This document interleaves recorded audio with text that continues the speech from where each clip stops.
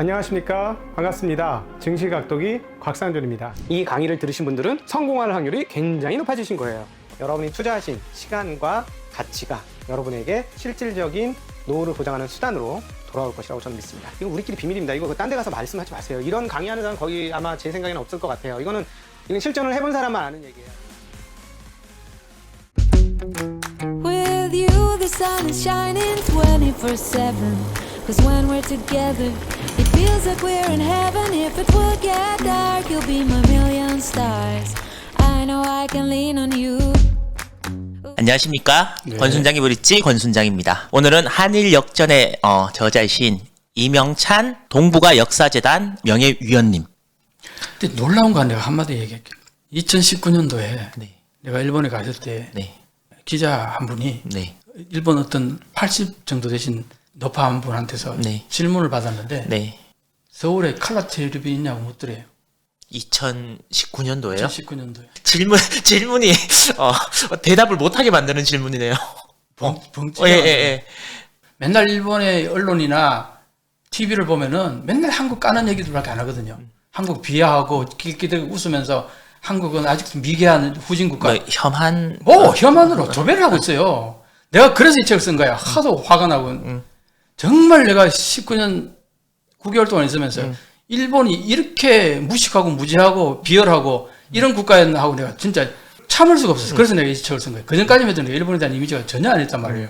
그렇지 않겠어요? 네. 일본 국비를 받고 내가 유학한 사람이고 일본에서 10년 동안 살면서 배울 게 많다고 생각하고 살아온 사람인데 그때 일본 19년도에 갔을 때 일본의 모습은 내가 그때 유학할 때 봤던 일본에 찾아볼 수 없는. 그 사이에 어떤 일이 있어서 도대체 일본이라는 나라가 저렇게 그러니까 됐을까? 침체를 계속 오랫동안 했는 거죠. 침체라는 게 딴 게 아니라 예를 들면은 84년도에 프라자 합의라는 걸 예, 많이 하잖아요. 예. 그 프라자 합의라는 게 미국이 일본을 그냥 쥐어 박은 거죠. 그때 프라자 합의로 인해 가지고 일시적으로 한번 생각해 보세요.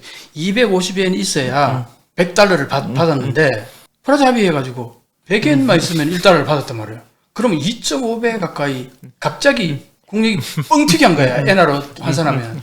그때 일본이 미국을 곤는다는 얘기까지 막 나오는. 그렇죠. 뭐 하와이 땅은 다 일본 땅이고. 그러니까 달러로 환산하면은 엔화가 한 2.5배 뻥 튀겨버리니까 전부 해외 투자한 거예요. 그 돈 가지고. 그래가지고 건물 사고 막 땅 사고 막 부동산 투자해. 지금 그 덕으로 아직도 일본이 버티고 있는 거야. 그때 한글로. 그러면 그 이후부터 계속해서 이제 일본은 이제 경제가 그러니까 거품이 확 터져버린 거죠. 그러니까 그게 이제 그랬다가 이제 그렇게 되니까 어떤 현상이 벌어지냐니까 와 내가 부자가 됐다는 인식들 전부 할 거 아니에요. 그 다음에 그러다 보니까 부동산 값이 뛰기 시작하는 거예요. 일본에 땅값이나 네. 건물값, 아파트값이 뛰기 시작하잖아요. 그러니까 어떻게 되느냐 모든 국민들에게 아파트 사라고 은행들이 돈을 빌려주는 거야. 왜? 사면은 1년만 지나도 배 값이 뛰거나 막 폭등할 때는 어마어마하게 뛰니까. 그러니까 이제 하여튼 직장만 가진 사람들은 은행에서 120% 빌려줄 테니까. 아파트 값이 1억이면 1억 2천까지 1억 되죠. 2천까지 빌려줄 테니까 사라는 거예요. 그럼 세금까지도 다 내주네요. 그런데 다 빌려주네요. 그거 변제하는 게 언제까지냐? 70세까지. 아. 그러니까 안 살 사람이 어디 있겠어요? 전부 다 아파트 샀는데 어떻게 돼요? 거품이 폭락하면서 꺼지면서 아파트가 3분의 1 가격으로 떨어져 버리는 거야. 아파트 이거 팔아도 내가 은행에 빌린 돈을 못 갚는 상황이 돼버린 거야. 근데 은행 돈을 계속 갚아 나가야 돼. 그러니까 셀러리맨들이 쓸 돈이 있겠어요? 없죠. 은행에 돈 갚기 바빠가지고. 그러니까 이게 경기가 침체되는 거예요. 왜? 소비가. 그러니까 그때 법을 내가지고 일본은 완전히 그냥 한마디로 말해서 중상을 당한 거예요. 그때 엄청나게 린치를 당했는데 온몸에 피멍이 든 거야. 피멍이 들면 그 시커먼 피 있잖아. 그게 죽은 피거든요. 네. 그걸 뽑아줘야 돼. 그걸 못 뽑은 거야. 재테크에 대한 생각이 두 나라가 완전히 다른 게 우리나라는 재테크라 그러면 100만 원을 갖고 어떻게 하면 150만, 200만 원으로 불릴까라는 걸 고민하는 게 재테크인데 일본의 재테크는 100만 원을 어떻게 하면 아꼈을까? 그게 일본의 재테크라 그러더라고요. 그래서 그렇게 또 이야기를 하니까 확실히 또 일본이라는 나라가 무언가를 새롭게 뭘 하려고 도전하거나 이런 게 아니라 있는 걸 어떻게든 아껴 쓰고 짜 쓰고 이렇게 하는 나라구나라는 생각이 이제 오랜 침체가 이어지다 보니까 그런 이제 그게 아프시 그렇게 된 거죠. 아직까지 일본은 아날로그죠. 아날로그죠. 저는 책 보다가 깜짝 놀랐던 게 일본 아직도 도장, 그 코로나가 터지더라도 출근을 하는 이유가 내 도장이 있어야 그 다음 단계로 일이 진행이 돼서 도장증으로 출근한다고 그러고 그렇죠, 그렇죠. 이런 이상한 나라가 있나라는 생각을 하다가 더 황당했던 거는 이 도장 찍는 문화가 참 안 좋은 문화고 바꿔야 되겠다 그러면 사인하는 문화거나 이렇게 바뀌면 되는데 그래 도장 찍는 이 시간을 아끼기 위해서 도장 찍는 기계를 만드는 야, 그리고 저 나라의 사고가 도대체 어떤 건가 라는 생각을 했거든요. 왜 저렇게 아날로그의 방식으로 그게 좋다고 믿기 때문입니까? 그러니까 이제 일본은 한마디로 막 혁신이라든가 이런 마인드가 좀 부족하고 개선, 일본 말로 가이젠이라고 하는 이게 이제 하나의 고유 언어가 될 정도로 일본은 그런 이제 문화인 거죠. 문화 자체가. 그래서 장인 문화라는 개념 자체가 하나를 계속 꾸준히 오래 한다는 개념이거든요. 네. 그게 일본의 어떤 뭐 전통적인 문화 같아요. 근데 이게 이제 장인 정신을 높게 평가하니까 또 어떤 사람들은 그게 뭐 대단한 거라고 장인 문화라는 게 별거 아니고 옛날에 계급 문화가 형성됐다는 거예요, 일본은. 그 뭘 하던 사람들은 그거밖에 못하게 돼 있었다. 그러다 보니까 대대로 이어서 나와서 하는 거지. 뭐 칼 만든 사람 칼만 만들고 대장장이는 계속 대장장이만 하는 우동 거고. 만든 집은 우동만 계속 만들고 그러니까 그렇다는 거예요. 그래서 이제 일본 문화라는 게 계급 문화가 어느 정도 이게 현재는 그게 눈에 안 보일 뿐이지 무의식 속에는 그게 그대로 남아 있어 가지고 그 계급 이동 자체를 그렇게 달가워하지 않는다는 거예요. 제가 뭐 지금도 그런 나라들 많잖아요. 그래서 나는 일본을 어떤 의미에서는 아직도 봉건적인 체제가 상당히 온전돼 있다. 그런 나라를 보는 거예요. 봉건제라는 거는 영주가 있잖아요. 예. 그 영주가 농노들을 다스리잖아요. 예. 일본 국회의원들 한번 보세요. 지방 유지들이 마르고 딸도로 해먹어요. 할아버지, 아버지 대를 이어서 그러면 그 밑에 그게 그 무리 지은 사람들은 그 영주의 농노 같은 개념인 거예요. 그 사람이 아무리 잘하고 못하고의 문제가 아니라 그냥 찍어줘요. 그 우리 영주 받듯이 이게 그러니까 내가 볼 때 일본은 민주주의 국가가 아니라고 내가 책에도 그렇게 보는 이유가 그거예요. 한국에서 그랬다가는 벌써 난리 나죠. 아소 같은 그 망한 제조기 얘기하는 거 한번 보세요. 그런 인간이 아직도 수십 년을 그 자민당의 핵심 멤버로 있다는 것 자체가 내가 볼 때는 일본은 민주주의 국가 아니라고 넷대로 확실하게 붙이는 이유 중 하나예요. 진짜 일본이라는 나라는 확실히 뭐예요. 이렇게 알아가면 지금 우리나라의 시점에서 바라보면 이해할 수 없는 부분들이 굉장히 많은 것 같아요. 정말 그 이해할 수 없는 부분을 이해하기 가장 좋은 내가 하나 메시지를 전할까요? 예. 일본을 선진 민주주의 국가 아니고 봉건주의 국가라고 딱 인식하는 순간 모든 게 다 이해가요. 저 나라를 진짜 우리나라가 역전을 한다면 그러니까 기분 좋은 거 말고 우리나라가 얻을 수 있는 건 뭘까요? 역전을 하게 되면 진짜 한일 역전이 경제적으로나 문화적으로나 아니면 의식도 진짜 우리가 거의 대다수의 국민들이 그래 우리나라가 일본보다 훨씬 더 많은 것들이 더 나아지고 좋아 우리나라가 훨씬 더 살기 좋은 나라라는 걸로 인식을 하면 과연 우리한테는 어떤 득이 있는 거예요? 갑과 을이 바뀌어요. 일본 갑을 문화인데 일본은 명백한 갑을 문화인데 일본은 수세기에 걸쳐서 항상 한국에 대해서는 갑의 위치에 있다고 생각한 거예요. 한국 을로 본 거예요. 아까 얘기했잖아요. 일본들은 갑은 을에게 마구 대해도 된다. 그런 문화가 있다고. 그래서 국가 간에도 마찬가지예요. 일본이 자기가 을이고 상대방이 갑이라고 딱 생각되는 순간 잘 순종해요. 그 갑에 대해서. 미국 한번 보세요. 미국한테 전쟁 치르고 나서 딱 끝나자마자 미국은 갑이고 일본 을이라는 명확한 정의가 당대리진 거죠. 자, 중국하고 보세요. 내가 유학할 때 중국에 대해서 과거에 중국을 진짜 핫바지로도 안 여겼어요.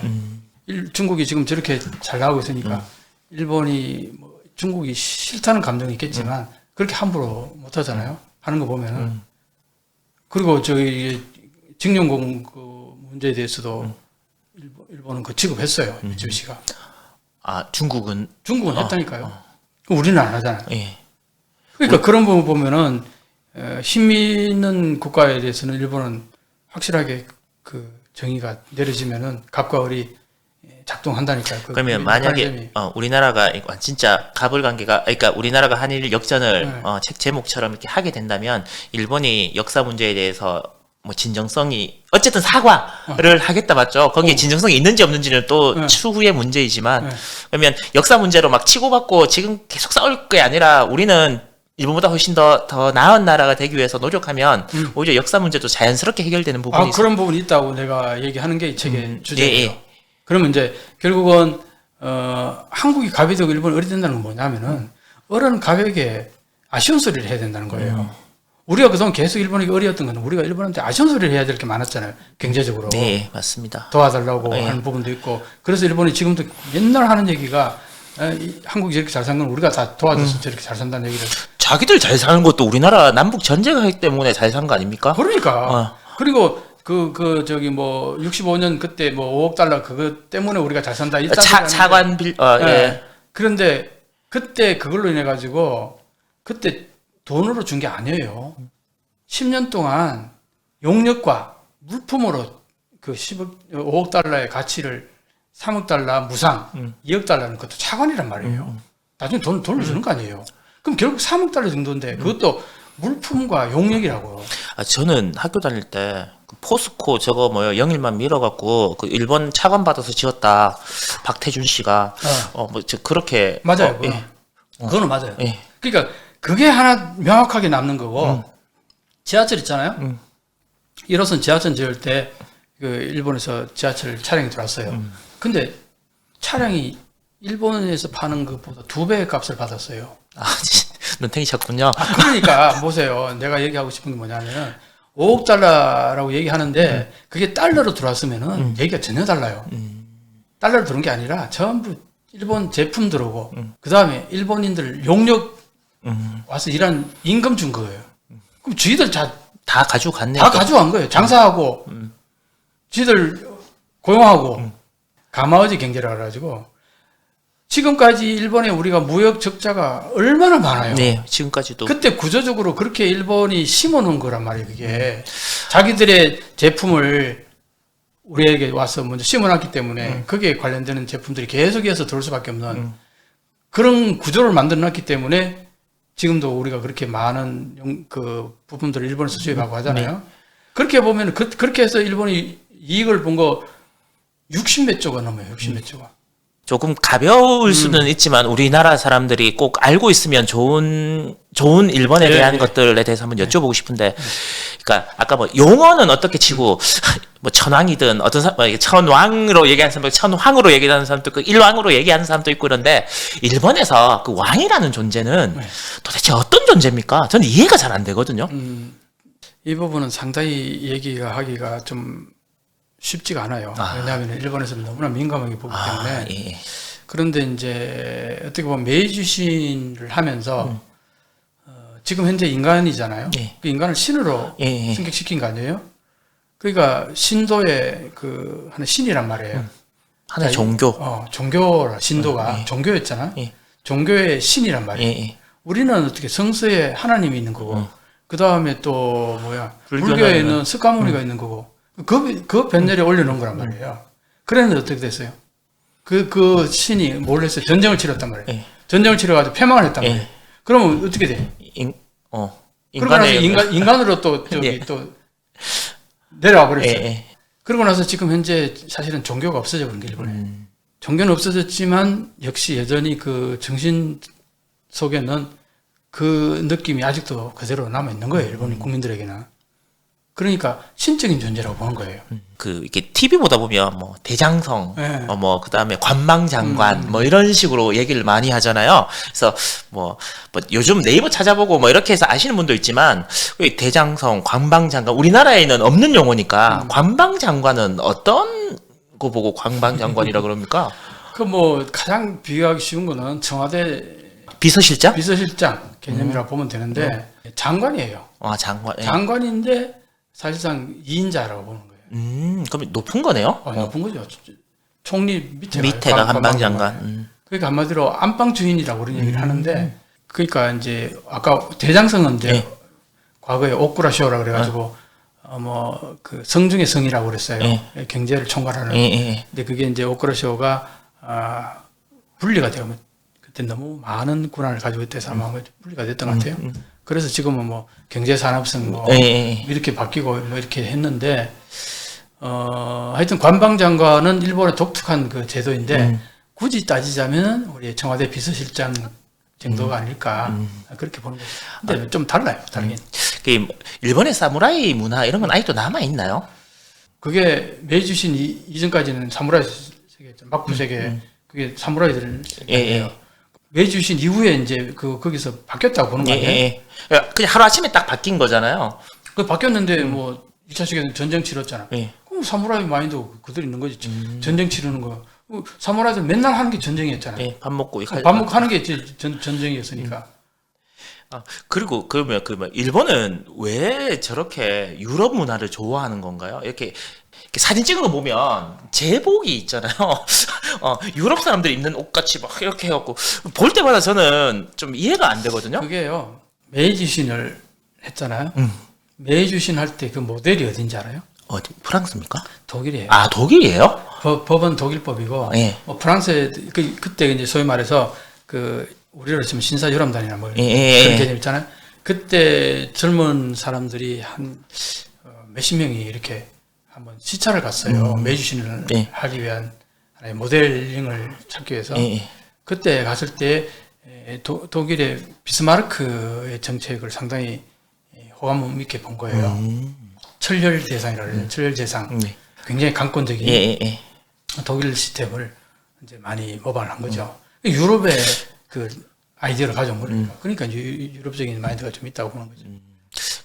일본이라는 나라도 이렇게 뭐 제가 간단하게 좁으면 진짜 얘기할 게 무궁무진한 것 같아요. 이 책만 보더라도 제가 오늘 여쭈고 싶은 게 너무 많은데 그걸 다 여쭤보면 시간이 너무 안 될 것 같아서 작가님이 허락하시면 위원님께서 허락해 주시면 다음번에 또 위원님 시간 되실 때 제가 또 모시고 혹시 여러분들도 뭐 저희가 오늘 나눈 얘기 중에 또 궁금하거나 또 뭐요 조금 이 부분에 대해서는 좀 다른 의견이 있거나 이러시면 다른 의견 이런 거 좋아하시잖아요. 좋아요. 얼마든지. 예.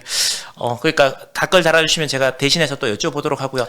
거의 이제 마지막을 향해서 달려가니까 한일 역전을 하기 위해서 우리나라도 부족한 게 있을 거 아닙니까? 그렇죠. 예, 그러면 어떤 부분을 이렇게 더 장착하고 보완해야 우리나라가 진짜 진정으로 일본을 역전할 수 있다라고 생각을 하십니까? 우리 스스로 돌아봐야 될 부분들도 뭐 당연히 있겠죠. 나는 이렇게 표현했어요. 한국이 일본을 뭐 비난하고 비판하고 깔보고 할 과연 그런 감이 되나? 감이 되느냐. 예. 이렇게 아마 나이 드신 분들은 생각하는 사람들이 되게 많아요. 예. 뭐 우리가 얼마나 잘났다고 일본을 비판해. 이렇게 생각하는 분들이 굉장히 많은데 이렇게 생각하면 저는 흙탕물 있잖아요. 사실 한국은 처음 출발할 때 그 흙탕물에 가까웠다고 봅니다. 거기에 새로운 물을 계속 우리는 집어넣는 거예요. 자, 그러면 흙탕물이 조금씩 묽어지겠죠. 예. 근데 그게 없어집니까? 안 없으시겠죠? 안 없어진다고요. 예. 그렇게 보면 돼요. 그러니까 우리가 맑은 물은 아니에요. 당연히. 새로운 물을 깨끗한 물을 계속 부어 넣는 과정일 뿐이지 우리 스스로는 그걸 잘하니까 우리에 대해서 어떤 면에서는 약간 자기 비하 같은 것도 좀 있어요. 많이 있는 것 같습니다. 그러니까 우리가 무슨 뭐 이런 얘기 하는 사람들 되게 많은데 근데 실질적으로 지금 이번 코로나19 대응을 하는 과정 속에서 한국에 나타난 역량이라든가 이런 것들은 전 세계가 깜짝 놀랄 정도로 인정하는 부분이 많다고요. 그런 걸 보면은 겸손도 좋지만 무작정 겸손하는 거는 그건 또 신뢰가 될 때도 있어요. 너무 과하게 겸손하는 거는 그런 의미에서는 객관적인 모습이 그 인식이 굉장히 중요하다고. 내가 이 한일 역전 책을 쓴 이유는 일본을 과대평가하지 말고 한국을 과소평가하지 말자. 있는 그대로 보자. 그래서 내가 팩트를 어마어마하게 나열해놨잖아요. 예. 이걸 보시면은 이게 있는 현재 팩트예요.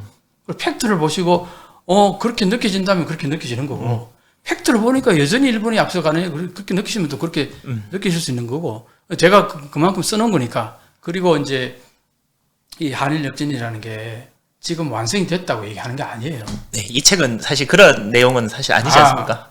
이미 한일 역전이 됐다고 선언하는 그런 책이 아니고 이 한일 역전이 지금 막 이루어지고 이런 과정이 있는데 이게 한일 역전이 갖는 의미는 뭐냐? 아까 얘기했잖아요. 갑과 을의 문화가 바뀐다는 거예요. 바뀌어가고 있는 그 과정 속에 일본이 갑에서 을로 넘어가려고 그러니까 지금 나머지 시간에 갑질을 엄청 하고 있는 거예요. 지금 현재. 최악의 마지막 발악을 마지막 발악이라고 예. 나는 보는 겁니다. 그게 내가 발악이라고 표현하는 거는 일본에 정말 양식 있는 사람들은 그러지 않거든요. 아주 양식 없고 비열하고 그 혐한만 주구장창 얘기하는 사람들은 정말 인간 이하의 비한 짓들을 하고 앉았어요.